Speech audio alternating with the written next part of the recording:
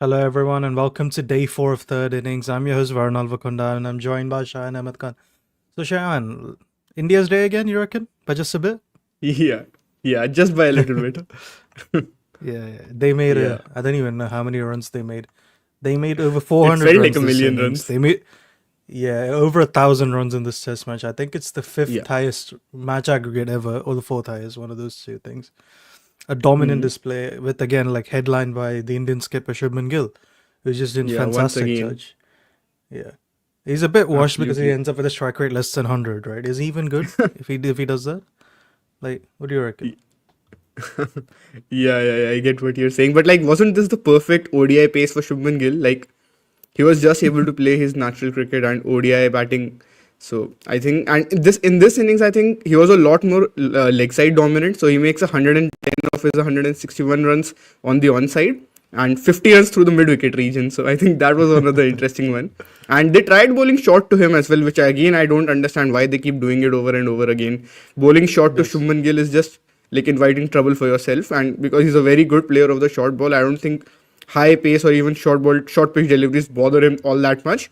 So I don't really understand. And again, it was the Rishabh Pant and Shubman Gill partnership that set up this innings for India, wasn't it? Like, of course, KL Rahul also bats really well, and we'll talk about him. But the core of this innings, again, for me, was that first partnership. And then the Jadeja Yeah, partnership, of course. I completely agree with you. I think it's KL. I think played a fantastic innings. Even Karan Nair, who looked, I was like, I was telling in the group chat, I was like, I don't think Karan Nair knew he could use the whole bat and not just the outside edge to make runs. Yeah. But Yeah. again, he did a very important rule, right? Which is delay Shubman Gill and Rishabh Pant as long as you possibly can, and he did do that. And Gill has Yeah. fantastic entry points, right? In this series, he's In this coming. entire He's series. coming after the 20th over in every innings, right? Yeah, and with about 80, 90 runs on the board almost every time he's come in. So I think that's pretty much perfect for Gill, and this is what we have been asking for all this while, that Shubman Gill should be coming in at number 4, number 5. And I think along with that, the important thing is entry points, which is what was not happening in Australia. I mean, because the wickets kept falling early here, what has happened is that even though the number 3 hasn't made a lot of runs, uh, he has, like, in the last 3 innings, the number 3 has managed to contribute 30, 20 odd runs at least, so that the entry point of the number 4 is delayed. And of course, in the first innings, it was the opening partnership that lasted for long enough so that Shubman Gill gets his optimal entry point. And like, at times, Shubman Gill was playing those very weird tennis bat sort of shots, right? Like, I think he did that a couple of times in this innings, at least to Josh Tongue. Yeah, I think again, I just love Shubman Gill's inning. He looked a bit scratchy at the start. Like his control percentage was like a pathetic 83 or something for his first few balls. And then he just got once he got in, he just looked so flawless. And then Yeah. he just started attacking towards the end, where it was a proper like ODI level acceleration towards the end. Where we were like, is he actually going to get a double hundred? And I honestly reckon if he doesn't get out, he probably does get one in like 15, 16 balls, right? I don't think it would have taken him longer than that, the way he was going. Yeah. Certainly. I think it was definitely not off the table, but I think. I actually think they could have declared sooner, isn't it? Because Yeah, I think why, Singh like, Silly Points you brings should it give up. I the was like, bowlers. Varun looks so done. Was it that 1 hour of a declaration batting by Jadeja? I think part of me died in that part in this test match as well. It's like it's more to do with the fact that I spent 4 days of my life watching ODI cricket, basically. A format I despise. Like I'm just exhausted by this, right? Yeah. This You know. this is so much filth I've witnessed in this test match. As someone who loves bowling as well. This is my worst nightmare, right? Exactly. Yeah. So on the Jadeja innings, I think I'll just mention that he had a control percentage of 99 after, like, when they took key. That was just beyond me. Like, I get it that after a point, like, he also starts accelerating and everything. But at that point, don't you just want quicker runs? And I think a lot of people share the sentiment that I have. And like, if I watched the first, I think 15 odd balls of his innings very, very closely, and he was just not taking any risks. He was just leaving the ball whenever it was outside off stump, or he was just blocking it. So I think he was just knocking the ball around for, like, he scored 3 runs of his first 14 balls, and he plays his first false shot when he played 30 balls. So the 31st ball was his first false shot, and up to T, that was like, no, he had not played a single other false shot. And then after that, of course, I think post T, I don't think I had too many issues with his batting. I think he does well after that point, and that was good work from him once again. And he's also had a pretty good test with the bat. I know people have been quite critical of him online, especially because of the approach. But do you think it was him deciding to bat like that, or was it possibly like the tactics? Again, I think as Magpie is pointing out, he's a bit like callous in the fact that the way he bats almost seems independent of the match situation. Match Like situation. I don't I think agree. it's a case of like as much as we talk about Gigi, I don't think Gigi's instructions would just be dead batting, right? His first innings was great. Again, I was talking to like I was mentioning in the group chat again, right? The first innings is what you should have done in the second innings, and the second innings makes more sense in the first innings. I know. Exactly. Although, don't you think Jadeja Nitish would does have been like, they weird should have things. sent Nitish here? Yeah, they definitely should have sent Nitish. They shouldn't have sent Nitish in the first innings. They should have sent him in this innings. Exactly. And that is Yeah. where they've got the entry points wrong once again. I know we are being very critical considering India are on top in this test match by, We and are somehow, nitpicking heavily here. yeah. I mean, of course, we still don't agree with the basic tactics of them not going with the specialist bowlers. And yeah, I mean, again, a brilliant third innings effort from India. And again, we have to talk about Shubman Gill in more detail, right? We know that he is the third innings king. And at this point, I'm just very curious to know where does he rank among the Indian batters when it comes to third innings? Like, he must be having one of the highest averages at this point, isn't it? Yeah, I think he's got one of the highest average. Like he's insanely good. Even the third innings, even before this thing, right? Yeah, exactly. Even before the series, he was very good. He was very good at third innings batting in particular. And now that I've opened the page, let me see where Gill is. So right now, uh, wait, I'm sorry. So I think what Anyways, Magpie I'll is look saying, I that up think later. India But I play think position agnostic cricket. If I'm being honest, I think they should play position agnostic cricket anyway.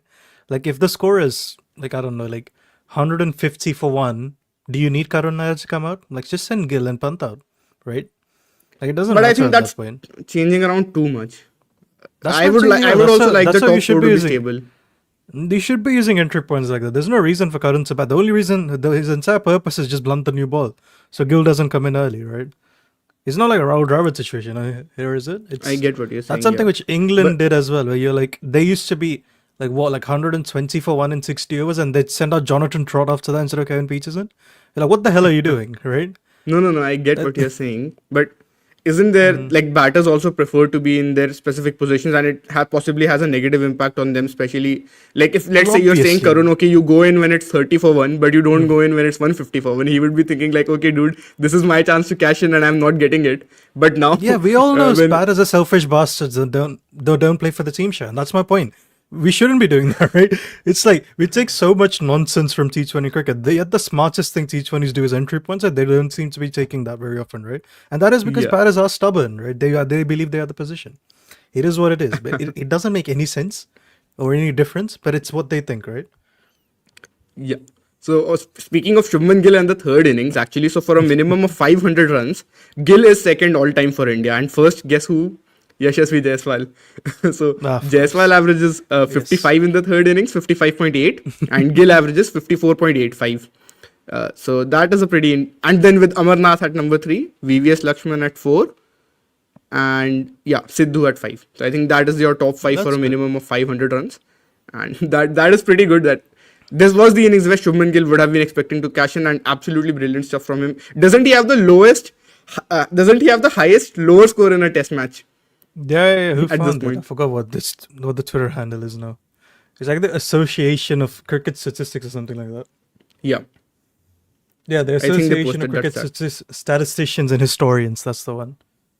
Yeah. I think let's also quickly go I'm through the not records that talking Shubman about. Gill. Hello. I'm just gonna ask Arjun's question. I'm not saying he should be the number three in a regular situation, but if India's 200 for one, why not send him out there? That would be the same as him coming in at five in a normal situation, right? You need to understand what I'm saying overall. I'm not just saying just send him at three randomly, right? I'm not Gautam Gambhir here, okay? I mean, the logic that you are using, I think I would agree with that for the third innings. Whenever you're doing declaration batting, I definitely see the point of like entry points and everything. But in general, even I would say like at least for the top five, you don't change things around too much. But after that, yeah, you should definitely look at entry points, and because you don't want to provide too much of like instability for your top order batters is what I feel. And I confidence think does play that's a fair. big part, like for a lot of Yeah, players I at think that's least. fair. So Shubman Gill now becomes the first batter to make 400 runs among all the number fours. So that is quite the start in your fourth Test match, isn't it? Like after Yeah, a it's the brilliant start in the first second innings, highest match aggregate ever as well, right? Just behind Gooch. yeah, just behind Graham Gooch. So Yes. absolutely brilliant stuff once again. Yeah, Yeah. fantastic effort by him. Is he? I think there was on something else. He's the only one who made a 200 and a 150 in the same test. I think. Yeah, I believe he also holds Yes. that record, and of course 250 and 150 as well by default. Yes. Of And course. how many Again, Indians? I think he's only the second Indian after Sunil Gavaskar to have a 200 and a 100 in the same Test match. So that was the other record that they were sharing, that they had shared at that point. and Yeah. there was something else. He's the second captain's dude after Gooch did in that famous test match. Oh yeah, That double, interesting. yeah, 200 and 100, I think. Yeah, Again, and so many records were broken, right? yeah, and he had a control percentage of what 92 when he got to his 100. So again, like classic Shubman Gill. Even if you, as you mentioned at the start, his control was only like a mediocre 83%, but then he ends up with 92. So I think with this control percentages, another thing that's very clear is that this is a good batting surface. There is absolutely no dispute, no debate about it. I actually didn't think it will be this batting friendly like early on, especially after watching the first session of day one. But now at this point, it's like this is the match. But I think now that India have bowled really well in this last hour of the day, last hour or so of the day. So I think they have set this up really nicely for themselves, and I don't really see them losing from this point. Like they can probably end up. It could probably end up in a draw. But what do you think as an England fan, Varun? Disappointing work from the boys, I must say. Yeah, I still think England pass ball and win tomorrow, of course, as an England fan.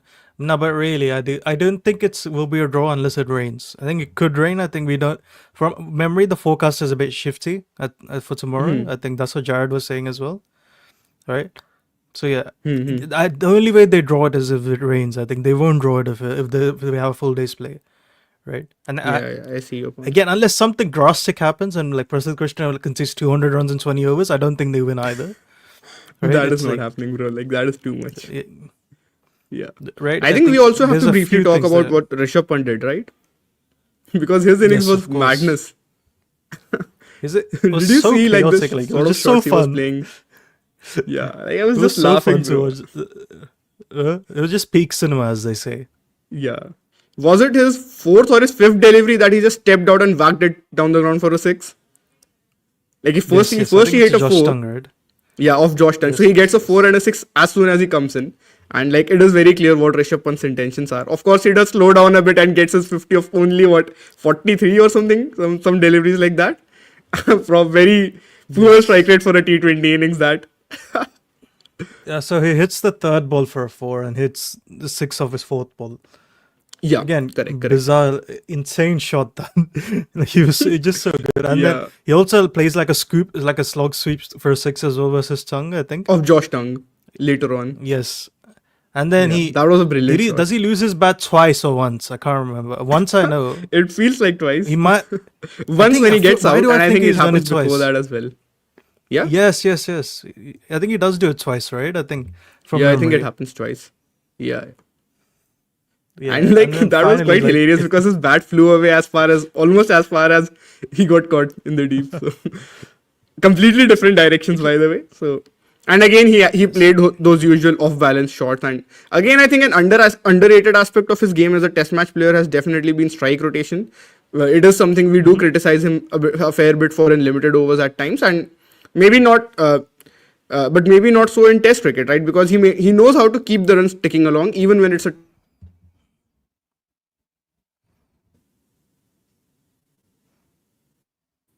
Yeah, definitely. I completely agree with you there. He's very good at strike rotating tests. I just for some reason he doesn't seem to like always know the right risk reward ratio in T20 and ODI cricket, for whatever reason. And again like I still think he can figure out ODI cricket and T20 cricket. It just I don't know like what he needs to do to figure it out. Like maybe open the batting in T20s. I think that's the way I think he should be going in the future. But we've seen what he can do even in T20s, right? And like the RCB game is an example of that. But then again, he's just so good at Test cricket, Shayan. Like he's so good. yeah. Yeah, absolutely. And I don't think he's that bad at ODIs. He hasn't had much of a go. And Yeah. I do think he started to get good at ODIs. And T20s, of course, has been a much different issue. And we'll be talking about that much later in some future podcast, I guess. But yeah, so I think All right. pretty good So day for India once again. indeed. Just like so, we'll be back after a quick break, and we'll answer the super chat. Cricket boards actually make watching their games almost impossible now. I spend almost as much time trying to find where I can view it as I do actually following the action. That is why I use NordVPN. They let me find all the cricket I want to watch while protecting me from the nasty side of the internet. Nord will free your cricket matches. Grab your exclusive NordVPN deal by going to nordvpn.com/good areas to get a huge discount off your NordVPN plan plus 4 additional months on top. It's completely risk-free with Nord's 30-day money-back guarantee. Watch every match with NordVPN. Hello, everyone. Welcome back to Third Innings. I'm Varun and I'm joined by Shayan. So, Muzamil Talha as a super chat for us. 50 runs too much. Could have had one more wicket. Yeah, I agree. Yeah, like definitely. Right? How long did they just keep batting? For? We were like, what the hell is going on here? Yeah, it didn't really make sense to me beyond a point. Like, what target were they looking at, really? I think even as I was saying, 550 it odd would might have have been been okay. overs, I guess, right? It might have Seems been like overs, that. right? I do think they got a fair crack today. I don't think it's like they didn't get to bowl at all. But those extra overs, maybe, who knows? Maybe they could have had another one, as Muzammil says. I completely agree with him because even I was getting irritated after Yeah. a point that, okay, when are you guys going to declare? Come on. I think Yeah, everyone was. no need Right? to I go think there beyond was just 550 that as period. DOF says. Agreed, fully agreed. Like, it was so much exhausting cricket. I think this was probably like an ultra defensive ploy to just completely get rid of the loss. Which again is like why are you trying to do that to yourself? Like you don't need to, right? Yeah, I Definitely. agree. I Definitely. agree. All right. Yeah, some people were So also let's saying brief. that I think the strategy. Mhm. No, sorry. I think my internet is a bit shaky, so I'm not like it's not sync. The voice is not syncing properly. So I was just saying that, as Soham points out, I think the strategy was to tire the legs of the England 11 to tire them out. I think this is what Saurabh was also saying in a group chat that he doesn't really think it's a bad idea to play the way he was, to play the way India were, simply because you don't want the English. You also want the English batters to feel a bit more tired when they come in, and of course, as we saw, both the openers got out, right? Yeah, I completely agree. Again, it's like because we already saw. I think Cost was a bit off yesterday. I think Stokes looks a bit done, right? Don't you think? Because otherwise, this is the kind of like test match he'd be bowling a 10 over spell, right? I think he just looks a bit exhausted. He has already bowled a lot in this test series. Yeah, he already. I think that's a good sign for India. If Stokes can't bowl as much as he should have, then that's a big dent to England, right? And then we've already talked about like Stokes just hasn't been making enough runs for them. And then realistically, like I know it's a different like direction, but like Smith probably should be batting above Stokes in the batting order, right? And I think we saw a tweet I agree. where someone was suggesting get Bethel in for Bashir and have Stokes at 8, which I do think is a bit too vibes. That's like too Gautam Gambhir for my liking. And that's never a good position to be in if you're England, right? But can Stokes not be their fourth pacer? Like you think about it once, because what will happen to I Bashir in don't think Australia if it's a seam-friendly series? I agree with you, but I don't think Stokes could handle it. That's why I main worry. I mean, I think the idea of that tweet was that basically you play Stokes as a specialist bowler, and whatever batting you get from him at 8 is just a bonus. I mean, I sort of see the logic in it. I know it's a bit of a radical idea, but yeah, I mean, if you want to maximize his bowling, but I don't think they're really going to do that. It's like it's a very like what if sort of a scenario which I don't really see happening. Yeah, I think we should Yeah, look at some of the completely agree. chats, right, and carry the discussion forward accordingly. I completely agree with you. So Dio says Stokes is verging on just the captain. Bloke can't bat. I think that's a bit too harsh, but I do think he's gotten away with not making runs. I think so. Yeah. Like yeah. So DOF What also was says the KL last? just played around the straight one. That's interesting. I do kind of agree. The ball isn't as aesthetically pleasing as it looked initially, right? Once you just saw the replays of the dismissal. But does it just play down the wrong line, or do you think like it also straightens a bit, like the ball also, you know? I don't think it straightens enough. I think for some reason he's a bit like Rohit in the fact that his technique leaves him susceptible to getting bowled top of off for whatever reason. Yeah. Yeah, I see your point. So Box says India also get 2 bites of the new ball with a late declaration. Akash and Siraj will get a bowl again tomorrow with a new ball. That's fair, I think. Completely agree. Yeah. They did that same thing on days 2 and 3, right? Where they bowled a bit towards the end of the day and then they came back next day and had a long spell. Yeah, correct. So if it really goes down to that, I think it could be a very interesting game. And now, I think we'll just talk a bit about the fourth innings. Do you guys really see, like, will they be able to draw this match? How are they going to draw this match? Like, let's talk about this scenario for England drawing this match first of all. Good God, what would they need to do to draw this? I don't even know. What would they need to do to draw this? Like what? Good. I don't like Pope. Like someone has to. Like they need 2 or 3 hundreds, don't they? I don't think they can draw it. I still don't think that will happen. They What do you probably reckon? just need to bat normally, I guess. I mean, normally in the sense that they don't have to go after the target, just play the ball on merit and like play normal cricket, I suppose. Especially against the spinners, try and not lose your wickets. And I'm not saying you start blocking because they don't have the defensive technique of say a Hashim Amla or an AB de Villiers who can just play out a draw on the day 5 or at least attempt to play for a draw on the final day of a test match. And neither is this wicket as difficult as the one that we saw in Delhi in 2015. So looking at all those factors, I believe they probably just have to try and play the ball on merit, see what they can do, and not really push for any like huge target. Like I don't really even Bazball England can't chase this. Like let's just be real. And without Yeah. Root, even drawing is going to be very difficult. Maybe if Stokes gets into dead batting mode, which we know he tends to at times, but we know that even his form isn't really the best at the moment in this series. And the Siraj versus Stokes matchup has been an interesting one so far.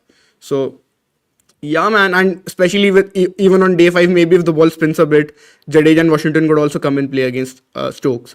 So I think that's one factor. Brook, I think if he just plays normally, he's still not going to bat slowly. Same with Ollie Pope, I believe they are just going to bat naturally at their pace. So yeah, as Magpie says, Stokes can block 4 of 100. Yeah, Yeah. I So kind of the way agree I'd with look that. at it is, if I was England, I'd be looking at saying India basically have 2 wicket-taking threats, right? From what we know of. Correct. Right? We don't know if the pitch will spin. If it does, then Jadeja and Washington come in. If it doesn't, they're a bit. You can easily take them on without much difficulty, I'd say. Yeah. And Prasid is extremely erratic. So if I'm England, I'd still back myself to just draw it because you just need to not lose another wicket to Akash and Siraj. If they can do that, they could again have a mammoth partnership where they just don't get out. I don't think they'll win, but they could just have a mammoth partnership where no one gets out, right? And Pope has actually Exactly. gotten through his initial shitness. So, and we know how Yeah. he's incredibly difficult to dismiss once he gets past like 30, right? 30. So again, maybe he that is does what get another 100. this is what DOF is saying, right? That he believes Pope could have gotten out like 5 times tonight. He's not going to last for too long. And I know, right? Like we all know The very way well I'd say, that Pope he is a always nervous looks starter. like he's going to get out 5 times in his initial few, like 20 runs. So at the moment, he has a control percentage of 73. That is obviously not great. So Is this the Tarun is highest saying- target that? Sorry. Yeah, the answer this. Is this the highest target that Bazball England have been set? I think New Zealand have set them like 600. Yeah, that's what I was also thinking. The Saudi, Yeah, the they Saudi lost. game, right? Yes, correct. And they're missing Bethel made some runs, Jacob I think, Bethel in in that this. match. Jacob Bethel England is like versus New the Zealand. England specialist 3rd and 4th innings batter, right? And speaking of Jacob Bethel, I recently just saw a stat that Zach Crawley now has the lowest average for any opener for a minimum of 2,500 runs. What are your thoughts on that? And do you think for the next match they can consider bringing Jacob Bethel in? Because anyways, Crawley is just not contributing and Bethel seems to have had a nice start at number 3. So what are your thoughts on that? Again, it's almost impressive Curly's averaging 30 on these pitches.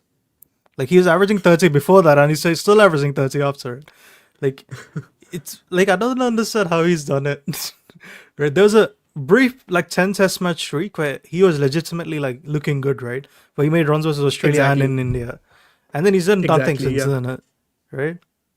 That is the fascinating thing, that he manages to do really well against two of the best attacks in the world. One away from home, by the way, and one on good wickets at home. I don't think those were like as flat wickets as we are seeing in this series, but yeah, good batting wickets, and he really played well in that Ashes. And he was like a complete contrast to how Khwaja was playing, who was the other, I think, the second highest run getter in that Ashes. And the way their contrasting styles were like very fun to watch in that Ashes. But again, in this series, like, what is just going wrong with him? In this match, again, he chases two wide deliveries to get out. Like, Yeah, like a bit like, as you were saying, he's a bit like Kohli, isn't he?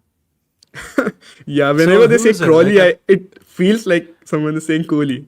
No, I think who was doing this? The Sky were doing this. They were like, he's taking in a different guard, so he feels like he has to play at everything. He doesn't really know where his off stump is. Like classic Kohli things, right? Yeah. Again, Like, is Washington Sundar India's fifth bowler in the lineup? I think so. Yeah. Right? Depends on which way around you have Jadeja or Washington, right? Yeah, I would say Washington is the fifth bowler, because even with Jadeja not being a wicket taker in England, I would probably still trust him to, on his day, he can still be an economical defensive bowler. Maybe not against Baseball England, but I would probably still trust him more than Washington in this test match, like in context of day 5 of this match. Yeah, I think I completely agree with you. We did see like some foot marks pop up, right? There was a rough outside for that. I think Root was just aiming for versus Jadeja, wasn't he? So Abhi, What is an about interesting NKR? controversial question. Is Gill a better batter than Kohli now? Current versions, of course. Yeah. Overall, how of much course does Gill not. average at number 4? Overall, of course not. Yeah. Of course, he's just joking. So, I thought Nitish was the Mukesh fifth Singh. bowler. I don't know. Does Nitish know he's the fifth bowler? He can't be the fifth bowler, dude. I don't really see that. He Not going to might be. happen. I think he should be the sixth bowler, right? Yeah, 6 is fine. And he might actually be useful at times, like in tomorrow's day, like bowling in the filler over. So I think as a sixth bowler, I don't really mind him at all. As a fifth bowler, yeah, sure. But again, for talking about the next test match, potentially, what can India, like India can just get Bumrah in for Prasidh, Kuldeep in for Washington, and go in with a solid That's for bowling tomorrow, attack. Shayan. No, that's for tomorrow. Let's not give spoilers for tomorrow, right? We need something to do tomorrow, Yeah. right? Yeah. I agree, Taran I is, agree. I think, as the thing. I hate Gigi's mindset, but I think it's good to be defensive against this England side. They'll go aggressive, do the aggressive part for you. I completely agree with you. We were saying this before, right? You let them be the aggressors. You let them do the stupid stuff. You don't need to do that yourself. I agree, but like even then, again, as what Tarun says, I just don't like this mindset from Gautam Gambhir of not picking specialist bowlers and packing the team with all rounders. Even with all the Bazball shithousery and everything, I really don't see how it's an optimal strategy. Yes, in this I test don't match, like I think a big part has been. defensive selections. I don't mind defensive tactics. This is where I'll stand on it. Like I'm fine with having like lots of fielders outside. Go for it. That's fine. Block out No, the boundary defensive options, tactics I right? can get. Yeah, that's fair. Yeah. I think I can see that. Yeah, completely agree. So Bart is a serious side. If you're Rob Key or McCullum, would you resist the temptation of promoting Jamie Smith in the next game and let him play at his current position? Ooh. Do you think they'd be tempted? Do you think Stokes would let him? I don't think they will probably do it right after the next match, but at some point in the future, I do see it happening that Smith could come in at 6 and then with Stokes at 7. I do think that's a pretty good lineup to have. The top I 5 actually is think pretty much settled, except for Crawley, of course. agreed. So I do what I think they eventually should do is let him be at number 6 for a few years. Once Root, let's say, calls it quits, I actually think he could bat at 4. Right? I'm Who's assuming going he to keep stays wickets there. in? That's what I'm saying. They could bring another keeper. They have like James Root. There's a bunch of options in county, right? But how You can about easily Brook bring going to somebody number in. 4 and Smith going at 5? But do you think Brook is probably too attacking for that number 4 role in the Yes. future? I think so. I'm assuming Brook will remain at 4. Sorry, 5. 5. Yeah, because like kind of like Head has remained at 5. I don't think Head looked like wants to move to 4 either, right? Possibly, yeah. So Devan is asking, do you think we'll get something for the bowlers in the upcoming matches? I think we'll get one good I bowling hope pitch so. at some point. I really hope we do. Like I I want Lords want- to be like a bowling friendly pitch, right? Like no batter can cross 30. That's what I want. Like everyone to suffer. We need because an extreme, I'm sick and tired of this. Like What the hell have we just witnessed in the last 10 days, like 9 days of this test Yeah, match, man. this test series, right? Yeah. I mean, KL Rahul is finally averaging above 50 in a test match series so far after 2 matches. And he's not going to have a high match factor simply because the wickets have been so batting friendly, you know. So Murugesan we'll probably talk more about this tomorrow, but I have to answer this, right? But Washi added like 150 runs to this total and prevented a usual tail collapse. So doesn't it seem harsh to drop him? No, it isn't harsh because he's in the team as a bowler first, as a batter second, right? Well, Yeah. again, his simple thing. If your bowling is really good, the runs shouldn't matter, right? And Washington there isn't going to give you a 40 every game. Now he's a very consistent batter. He's probably going to give you more runs than Shardul Thakur will at any given point of time. That part I will agree Yeah. with, right? And he's not a bad bowler. He's not like Nitish. His spin bowling is definitely better than Nitish's bowling, for example, right? So it's not a. Yeah. So I can understand why you're coming from that logic, but then again, I also think that we like maybe if fans are setting up Kuldeep Yadav for failure, don't you think?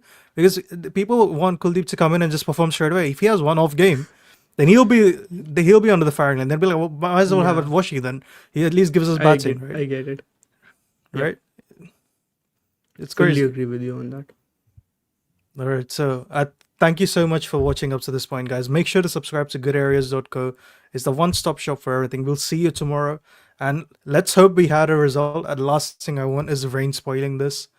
But yeah, thank you so much for watching up to this point. Make sure to tune in. Brian Lara used pot plants to work on his placement. John Wright glued his glove to his bat. Sachin Tendulkar dug up practice pictures. Tatenda Taibu cut the top off his bat. Claire Taylor used a hockey grip. Steve Smith was from tennis. Dean Jones would call phantom runs. And Victor Trumper turned the nets into a war zone to survive. The best batters in the world do whatever they have to make runs. We have told their stories in our new book, The Art of Batting.